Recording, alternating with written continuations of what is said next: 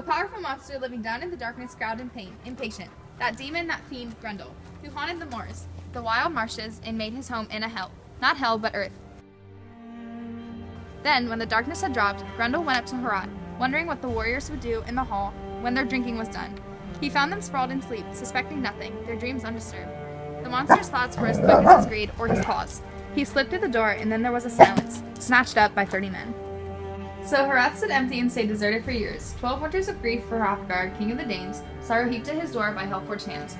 His misery leaped the seas, was told and sung in all men's ears, how Grendel's hatred began, how the monsters relished his savage war on the Danes.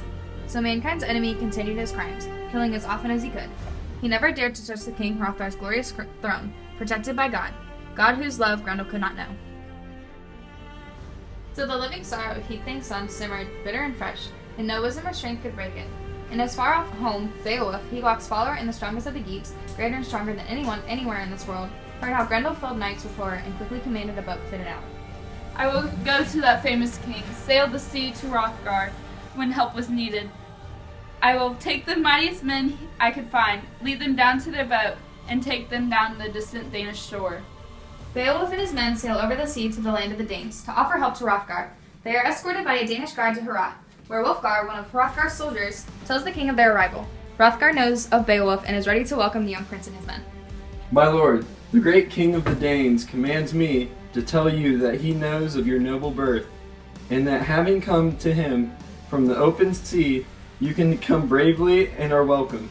Now go to him as you are, but leave your battle shields here. Let them lie waiting for the promises your words may make. Beowulf arose with his men around him, ordering a few to remain with their weapons, leading the others quickly. Hail, Hrothgar! Hyglac is my cousin and my king. The days of my youth have been filled with glory. Now Grendel's name has echoed in our land. My people have said, the wisest, most knowing, and best of them, that my duty was to go to the Danes as great king. They have seen my strength for themselves, have watched me rise from the darkness of war, dripping with my enemy's blood. I drove 5 great giants into chains, chased all of that race from earth. Now Grendel and I called together and have come. That is one favor you should not refuse me, that I alone, with the help of my men, may purge all evil from this hall. God must decide who will be given to God's gold cribs. Beowulf, you've come to us in friendship, and because of the reception your father found at our court, my tongue grows heavy, and my heart. When I try to tell you what Grendel has brought us, the damage he's done here in this hall, surely the Lord Almighty could stop his madness, smother his lust. Still, death taking more and more. But to table, Beowulf, a banquet in your honor. Let us toast your victories and talk of the future. Human eyes were watching his evil steps, waiting to see his swift, hard claws.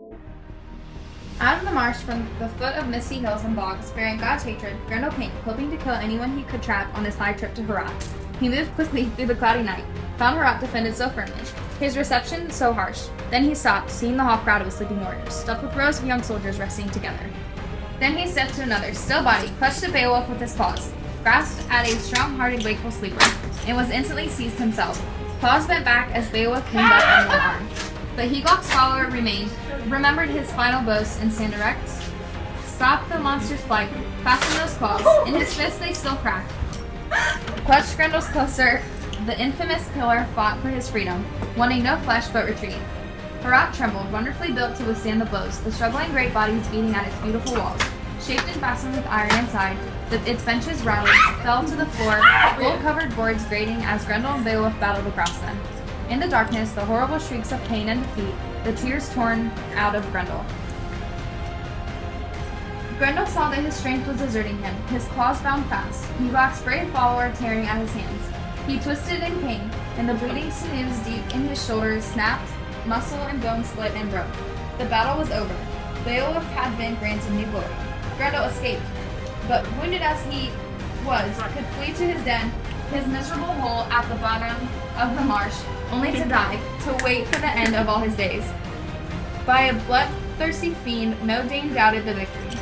For the proof hanging high from the rafters where Beowulf had hung it was the monster's arm, claw, and shoulder and all.